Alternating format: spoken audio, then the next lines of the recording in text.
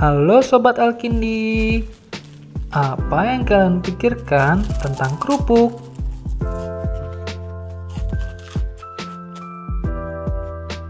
Kerupuk sudah tidak asing lagi di telinga sebagian besar penduduk Indonesia. Hampir setiap menu kuliner Nusantara menjadikan kerupuk sebagai pendamping. Bahkan, kerupuk menjadi bahan utama masakan seperti seblak. Kerupuk merupakan makanan ringan yang bertekstur garing dan sering dijadikan pelengkap untuk berbagai makanan Indonesia, seperti nasi goreng, gado-gado, bubur, ketoprak, dan makanan lainnya. Jenis kerupuk yang paling umum dijumpai di Indonesia adalah kerupuk udang dan kerupuk ikan. Harga kerupuk pun relatif. Kerupuk biasanya dijual di dalam kemasan yang belum digoreng. Kerupuk kulit dan kerupuk ikan dari jenis yang sulit mengembang ketika digoreng biasanya dijual dalam bentuk sudah digoreng. Karena kerupuk perlu digoreng sebanyak 2 kali. Kerupuk perlu digoreng lebih dulu dengan minyak goreng bersuhu rendah sebelum dipindahkan ke dalam wajan berisi minyak goreng panas.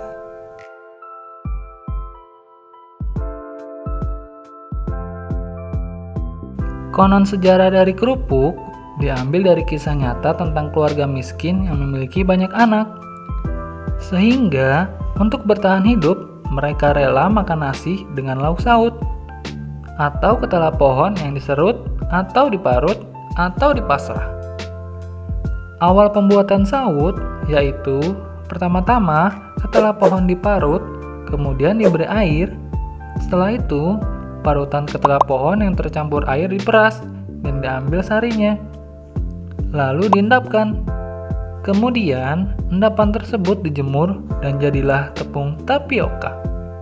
Lalu, tepung tersebut diolah menjadi kerupuk, yang disebut juga kerupuk samiler. Dan banyak berbagai jenis kerupuk di Indonesia ya. Bukan hanya kerupuk rambak dan udang saja sebagai makanan pendamping. Ternyata, terdapat jenis-jenis kerupuk yang sangat cocok untuk dijadikan makanan pendamping. Seperti kerupuk jangek yang berasal dari Minangkabau yang menggunakan bahan dasar kulit sapi. Selain itu, masyarakat Melayu juga memanfaatkan hasil laut seperti ikan dijadikan sebagai bahan dasar untuk kerupuk.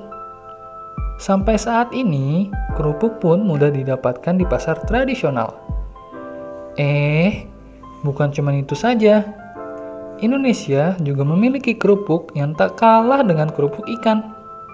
Seperti halnya kerupuk melinjo, kerupuk amplang, dan masih banyak lagi. Pernah mengalami kaki bengkak atau tidur lebih dari 2 bantal? Waspada gagal jantung. Periksakan daya pompa jantung Anda dengan pemeriksaan ekokardiografi.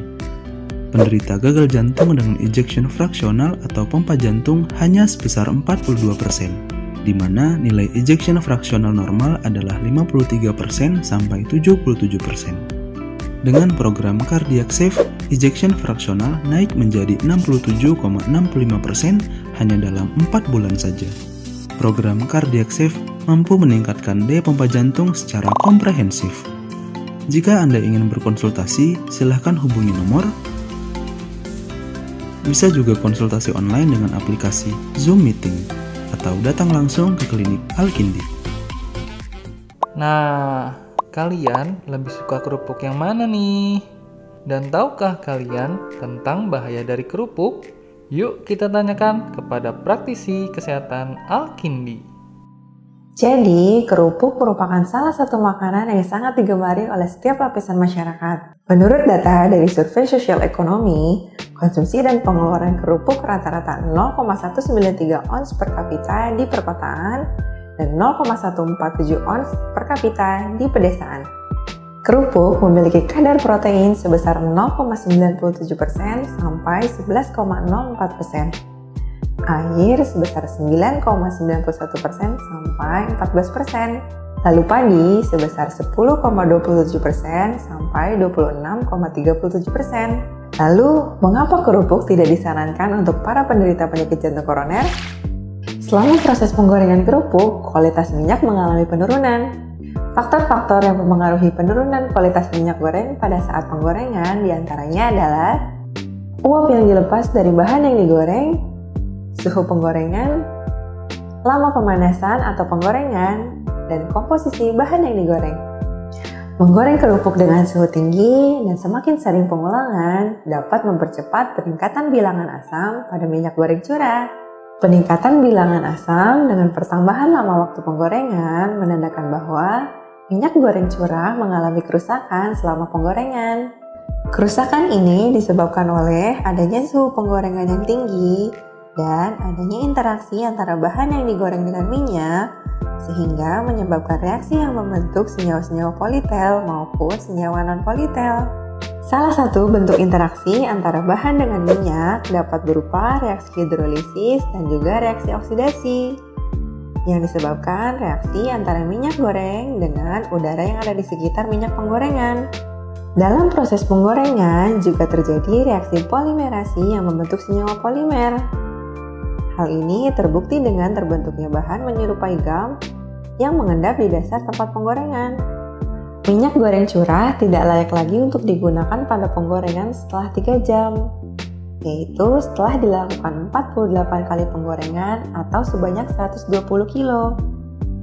Hal ini karena telah melewati batas maksimal bilangan asam untuk minyak goreng yang digunakan untuk menggoreng yaitu 2,5%. Berdasarkan hasil pengukuran, kandungan asam lemak bebas minyak goreng curah sebesar 0,88% saat sebelum dilakukan penggorengan. Hal ini menunjukkan minyak goreng curah tersebut telah mendekati batas reaksi residu asam lemak bebas yang diperkenankan untuk minyak goreng yaitu 1%. Tingginya kandungan asam lemak bebas juga disebabkan karena minyak goreng curah dilakukan pencampuran dengan minyak lama dengan perbandingan 1:3. Jadi, asam lemak bebas sulit untuk dimetabolisme oleh tubuh dan hanya sedikit asam lemak bebas yang dapat dicerna oleh tubuh. Asam lemak bebas merupakan salah satu penyebab utama penyumbatan pembuluh darah. Mengkonsumsi kerupuk oleh penderita penyakit jantung dapat meningkatkan kadar asam lemak bebas dalam pembuluh darah, sehingga dapat memperparah penyumbatan, bahkan membuat penyumbatan baru. Wah, bahaya juga ya efek samping dari kerupuk. Yuk kita lebih bijak lagi dalam memilih makanan. Jangan anggap sepele kerupuk ini ya. Terima kasih kalian yang sudah menonton video ini sampai selesai. Semoga bermanfaat ya. Jika kalian suka, jangan lupa like. Dan jika video ini bermanfaat, bisa kalian share ke keluarga ataupun kerabat kalian ya. Dan jangan lupa subscribe channel Alkinis Effect ya, agar kamu mendapatkan informasi kesehatan lainnya. Sampai ketemu di video selanjutnya. Bye-bye.